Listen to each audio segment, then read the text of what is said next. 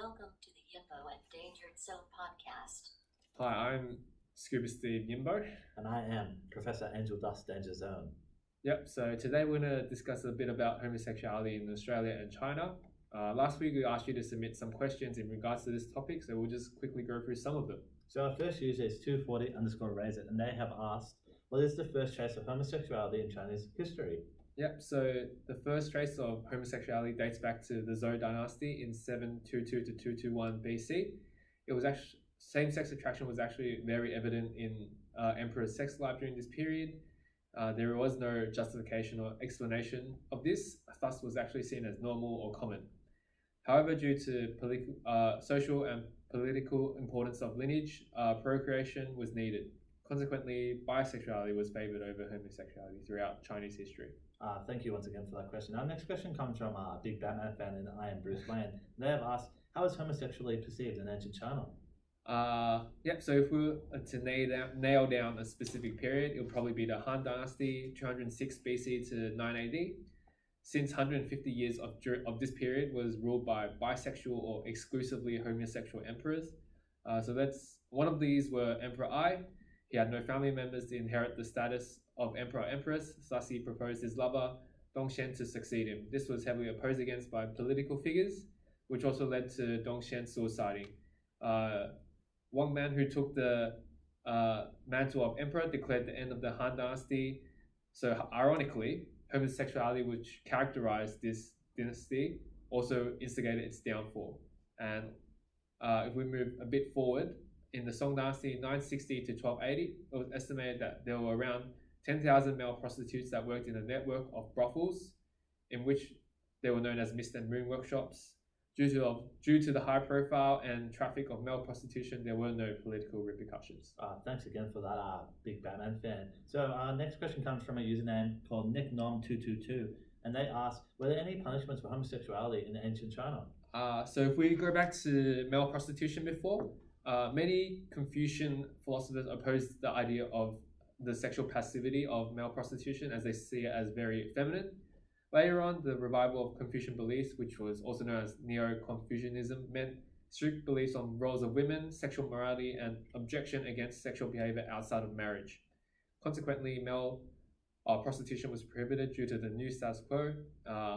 Emperor Kangxi, who lived from 1662 to 1723, enforced the law that the sexual procurement of young boys, homosexual rape, and homosexual acts to be illegal and this law lasted till 1911. Awesome, thank you again, nicknom222. What were their perceptions of homosexuality after the communists came to power? This is another question that also came by nicknom222. Yep, so in the 20th century, a vast amount of new beliefs were embedded into the Chinese society. One of them was the shift from tolerance of homosexuality to open hostility against it. The reason is unknown, but opposition is heavily hinted at when the development of Baihua, a colloquial language in the early 20th century, prevented many from reading the Chinese history that actually contained homosexuality traditions. China also perceived the difference from Western society as regression. Therefore, Chinese marriage and sexuality became more aligned with the Western society. And homosexuality was seen as pathological, therefore seen as a physical or mental disease. This resulted in ignorance to homosexuality being a part of Chinese history. And after Chinese communists became in power in 1949, homosexuality was frowned upon. And these people were being re-educated in labor camps and were often victims of anal rape and other forms of abuse. And due to homosexuality now being quite invisible from the sexuality discourse, men were considered impotent opposed to being same-sex attracted. Wow. Thank you again for that. So the next question comes from a username called lollipopgirl123, and they've asked, I rarely hear anything about female same-sex attraction in Chinese history. Are there any actual history on this? Yep, so that dates back to 1904, which was, they talked about the Golden Orchard Sworn Sisterhood, which is a bond of eternal friendship, which was marked with a poem of orchid verse. There were a lot of resistors against this notion. and it rose to prominence in the 1930s during the in Pearl River Delta, South China, and Guangdong. Number of marriage resistors were estimated to be close to 100,000 in the earlier 20th century. Reasoning for resistance is unclear, but it's hypothesized they want to maintain the custom that brides cannot leave for their natal homes during a period of time after marriage. Some of these girls that reside in rural areas develop strong bonds with fellow females in the village, and this results in unwillingness to marry and preference for staying with their family. Some would even choose to suicide if forced to return to their husband. Females in this Golden Orchid Swan sisterhood may engage in multiple relationships with other females.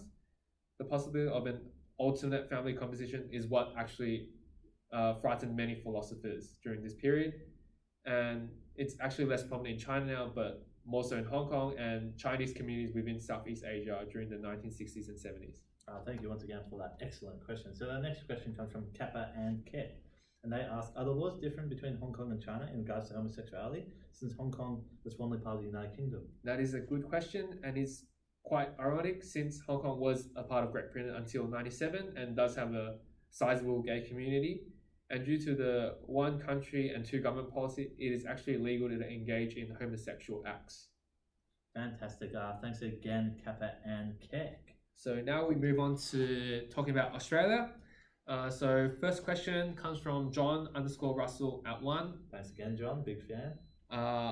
What was the first law passed in Australia in relation to homosexuality? So, John, in relation to this question, I'm going to break it down into three different factors or three different parts. So, firstly, in 1788, the British colonised Australia and they imported their own legal system, which included any anti-homosexual laws. However, in relation to this part two, it's actually uncertain if Indigenous nations dealt with homosexuality in the same way before colonisation. And finally, Australia's actual first law is when, in 1901, Australia became a federation and the states and territory governments adopted variations of the UK's anti-homosexual laws. Thanks again, John. Thanks, Great John. question. Next question at MelbournePerson_23. When did Victoria remove anal sex from the list of crimes punishable by death? So this is a very straightforward question. So it's 1949 actually.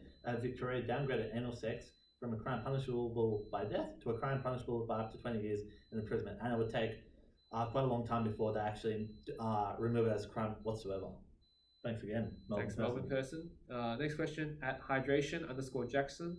What is the gay panic defense? So this is a very controversial practice, but the gay panic defense is a legal argument used by defense lawyers around the world to downgrade murder charges on the basis that the defendant was provoked into homicide or assault by a sexual advance from a victim of the same sex. This law was actually upheld, this practice was upheld by the High Court of Australia when there was a petition to remove it. But since it's been upheld, between 2003 and 2017, most states and territories, with the exception of South Australia, have abolished their gay panic defense. Thanks again for that. That was a fantastic question. Next question at Charles Yim. Big shout out to Charles, good friend of mine. Great guy. Great guy indeed. When did Australia decriminalise all acts of homosexuality? So going on to the previous question where I referred to decriminalising anal sex in regards to being punishable by death. So this is when, so Charles is asking about when all crimes in relation to homosexuality were decriminalised. Yep. So this happened between 1975 and 1997, and all states and territories decriminalised acts of homosexuality and actually set consent ages for homosexuality in relation to these decriminalisations. Yep. Thanks, Charles. Next question, Mrs. Emerald 13. What factors do you believe played a big part in Australia's historical perception of non-heterosexuality? Great question, Mrs. Emerald 13. So religion is probably the first factor, and I'd probably say one if not the most important factor, since it's extremely influential in Australian society. As religious customs and tradition heavily influence perceptions of homosexuality, specific religions viewing homosexuality as either a sin or simply immoral. Unfortunately, due to the power religion holds within Australian society, this has led to religious schools and hospitals being exempt from LGBT anti-discrimination laws in Australia, which is unfortunate to say the least. The other major factor, I think, in Australia in terms of homosexuality or the simply non-heterosexuality is the media. simply because it was used so well to promote equality of those of non-heterosexuality, with the first major media source developed by the Campaign Against Moral Persecution, also known as CAMP, who produced their own magazine, Camp Inc. in 1972, which is the first homosexual newsletter. From this stemmed more media sources, including Gay Community News, Outrage, and the Sydney Star Observer. It played a vital role in informing, supporting, enthusing, and mobilizing homosexuals and homosexuality altogether. Media also played a prominent role in homosexuality in 1972, when in South Australia a police officer killed a gay academic by the name of Dr. George Duncan as he was drowned in the Torrens River. The attention within the state, which was so heavily focused on this, actually resulted in South Australia decriminalising male-to-male sexual acts. So, what a fantastic question. Thank you, Mrs. Emerald. Next question, at Sexy Slave 69. When did same-sex attracted couples become allowed to marry under law? So, in simple terms, it only passed last year after if you remember, the poll, the same-sex marriage poll, which happened throughout last year, and it actually passed officially on the 7th of December 2017. So if we look at this map here, this map is actually prior to that, because it clearly states that even though recognizes same-sex relationships as a civil unit, it doesn't recognize them by marriage, but that's actually true. So the Australian map here should be in a dark blue. Thanks again, Sexy Slave 69. Yeah. Next question, at Sydney_vampire. What step has Australian government taken in apologising to the homosexual community? So in 2016 was actually a big year for this specific topic, because firstly, in Victoria, Premier Daniel Andrews issued a formal apology to the state's history of anti-gay laws to the homosexual community, and the New South Wales Police and the New South Wales State Government apologised for the arrest and beatings at the first Mardi Gras parade in 1978. Yep, thank you. At Sleepless Sarah, what similarities and or differences do Australia and China have in relation to homosexuality and same-sex attraction? So just before I start going into the answer for this question, I feel like it's best if I not only draw my knowledge and my understanding, but also Yimbo's understandings and knowledge, because I feel like putting our minds together will best answer this question. So I'll start off with focusing on similarities. So between Australia and China, both societies have had unfortunately negative histories in association with homosexuality. Both countries banning homosexuality in all forms throughout their extensive histories, which includes many forms of immoral discrimination. However, more modern similarities include homosexuality not being punished by law and becoming more open as societies towards non-heterosexual individuals. So what I think is homosexuality in ancient China was actually quite prevalent, as we stated before. But it wasn't until 1949 when communists took power when homosexuality was discriminated against. Pressures to conform to Western powers also meant disregarding the rights of the same-sex attracted, and they were also perceived as ill health. Now China is more open and progressive regarding homosexuality. However, there is no law that allows for same-sex marriage, which is different from Australia. Speaking from personal experience, I believe that one of the main differences from Australia is the emphasis on lineage and procreation, which may stem back to ancient China, where emperors tried to maintain political power within the family.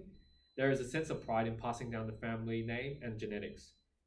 Golden Circle Sworn Sisterhood is actually still quite prominent in Hong Kong, contrary to literature, but not to the extent of romantic relationships. And I also believe this kind of culture also seems to be absent from Australia. So unfortunately, that's all the time we have for today. So thank you for everyone tweeting out to us at Yumbo and the Danger Zone about your questions in regard to homosexuality in China and Australia. I've been Professor Angel Das Danger Zone. And I've been Professor Scuba Steve Yimbo. And we'll see you next time on the highway. Signing out.